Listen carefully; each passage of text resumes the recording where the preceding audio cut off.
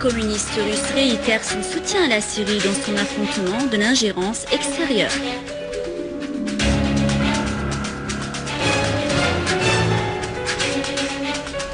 Des unités de l'armée arabe syrienne frappent et détruisent des repères des terroristes dans plusieurs régions.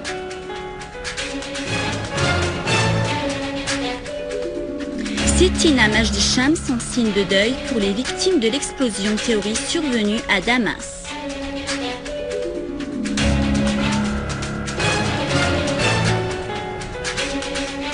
Le terroriste Abdelhadi Mohamed Al-Khalaf avoue avoir participé à la destruction de l'hôpital d'Al-Qusayr après l'avoir explosé.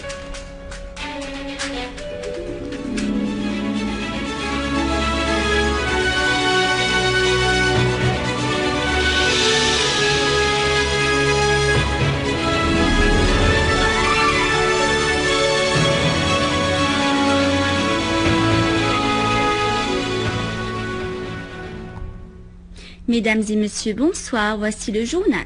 La communauté syrienne en Suède a condamné violemment l'attentat terroriste de Damas perpétré sous les directives américaines et israéliennes et certains pays arabes contre la Syrie. La communauté syrienne a affirmé dans un communiqué que les plans sionistes et américains visent la sécurité et la stabilité de la Syrie, soulignant que la fermeté du peuple syrien serait capable de faire échouer tous les complots ennemis. Le communiqué a ajouté que l'attentat terroriste de Damas vise notamment à empêcher le programme de solution politique élaboré par le président Bachar el-Assad, ce qui prouve l'échec du projet américano-sioniste visant à porter atteinte à l'unité de la Syrie, sa sécurité et sa stabilité. La communauté syrienne a en outre salué les efforts de l'armée arabe syrienne qui est déterminée à rétablir la sécurité et la sûreté des citoyens en faisant face au terrorisme.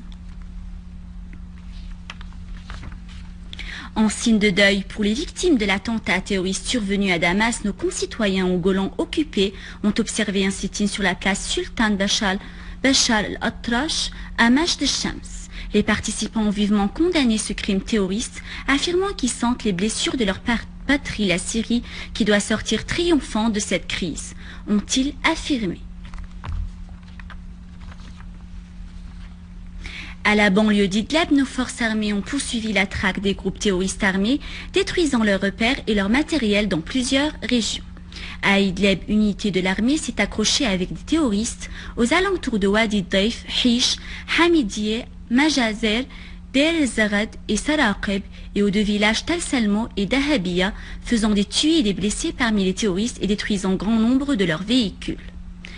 À Jessel-Chouroul, une unité de l'armée a ciblé un regroupement des terroristes près des carrefours de Janoudieh et de Bakfala, leur infligeant de lourdes pertes. Dans la banlieue de Homs, une unité de nos forces armées a déjoué des tentatives d'infiltration des groupes terroristes armés à partir des territoires libanais vers la Syrie à travers les villages d'Al-Mshelfeh, Marassia et Ba'youn à Tal-Kalar. Nos forces armées ont fait face aux groupes terroristes armés venus des villages libanais de Mqelbe, Hish et Ar-Rameh qui avaient tenté de s'infiltrer en Syrie et lancer des roquettes sur les postes des gardes frontières et sur les habitants des villages syriens dans cette région. Nos forces armées ont affronté les groupes terroristes, tuant et blessant grand nombre parmi eux, alors que les autres ont pris fuite vers les territoires libanais. Le terroriste Abdelhadi Mohamed Al-Khalif a avoué avoir participé à l'attentat terroriste qui avait ciblé l'hôpital national d'Al-Qusayr dans la banlieue de Homs, où un groupe terroriste avait fait exploser des engins plantés dans un tunnel sous l'hôpital, faisant des victimes par les employés et les infirmiers de l'hôpital.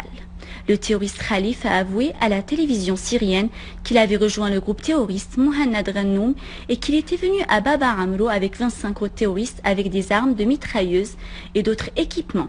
Le terroriste Al-Khalif a souligné que le terroriste Abu Bakr avait planifié le creusement d'un tunnel de 300 mètres sous l'hôpital national d'Al-Qusr, ajoutant qu'ils ont planté un engin sous l'hôpital et fait exploser à distance parallèlement à une attaque armée par deux groupes terroristes faisant plusieurs tués et blessés parmi le personnel des infirmières de l'hôpital. Il a également avoué avoir commis des actes d'enlèvement de 15 personnes du village d'Al-Aqrabieh et 5 autres d'Al-Rassanieh et volé 2 voitures sur le carrefour d'Ebel.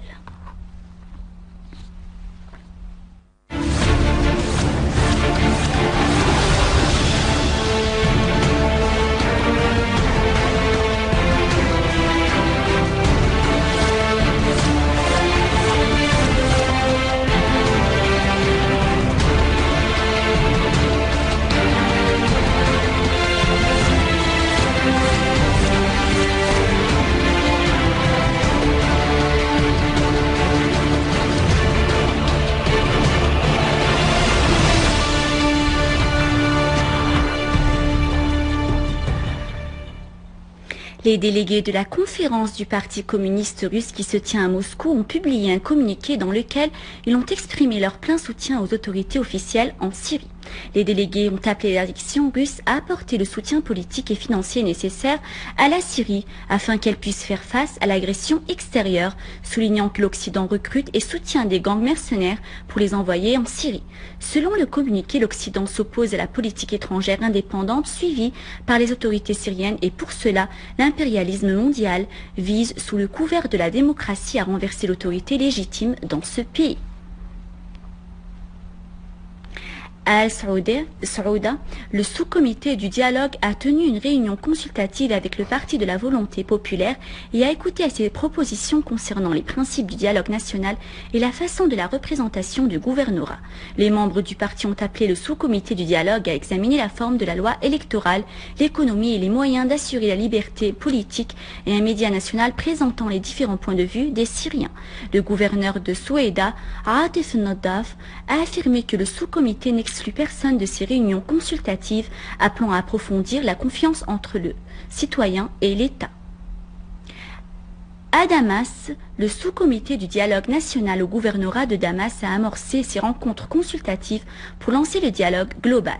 Dans sa première rencontre, le sous-comité s'est entretenu avec une délégation du syndicat des professeurs dont les membres ont souligné l'importance de prendre des mesures en vue de lancer les dialogues dans les écoles pour que l'écolier acquiert une base de culture dans la société syrienne.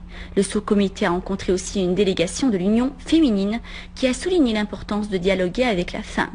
Les rencontres se poursuivent au cours des prochains jours pour englober toutes les catégories de la société. Le ministre de la Culture organise à la bibliothèque El-Assad un colloque sur le dialogue national et le rôle des intellectuels syriens dans l'ancrage et l'activation de ce dialogue. Était présent ce premier jour du colloque le ministre de la Culture, Madame Loubana Mouchaweh, le membre de la direction nationale du parti, Baas, Madame Shahinaz Fakouch, et le président de l'Union des journalistes, Monsieur Elias Mourad, et nombre de chefs des partis politiques syriens ainsi qu'une élite d'intellectuels arabes et syriens. Je pense que les personnes cultivées se sont exclues elles-mêmes. Certaines d'entre elles ont quitté leur pays. Certains autres ont été tout simplement passifs et ils n'ont pas trouvé que c'était utile ni même fructueux d'entrer dans un débat ou dans un conflit qui pourrait parfois leur coûter leur vie. Parce que ça n'est pas évident de s'engager dans un conflit pareil. Personnellement, je pense que ce n'est pas au ministère de la Culture d'engager les hommes de culture. Les personnes cultivées sont engagées par définition. Ils ont un niveau intellectuel, un niveau culturel qui devrait leur permettre de discerner la bonne voie. Je ne dis pas qu'il y a une seule voie et qu'il faut exclure les autres opinions. Je dis qu'il y a une seule patrie à sauver et c'est ça la bonne voie. Réunissons-nous, tendons-nous les mains, dialoguons les uns avec les autres pour sauver la patrie.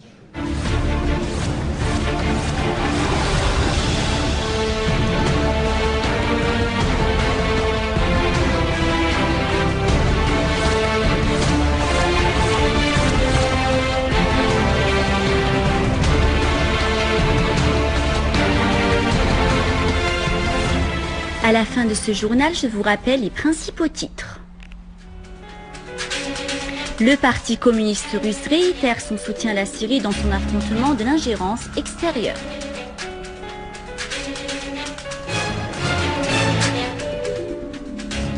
Des unités de l'armée arabe syrienne frappent et détruisent des repères des terroristes dans plusieurs régions.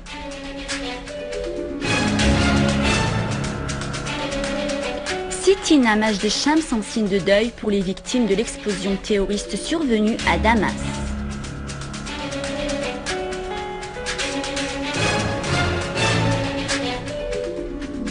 Le terroriste Abdelhadi Mohamed Al-Khalaf avoue avoir participé à la destruction de l'hôpital d'Al-Qusayr après l'avoir explosé.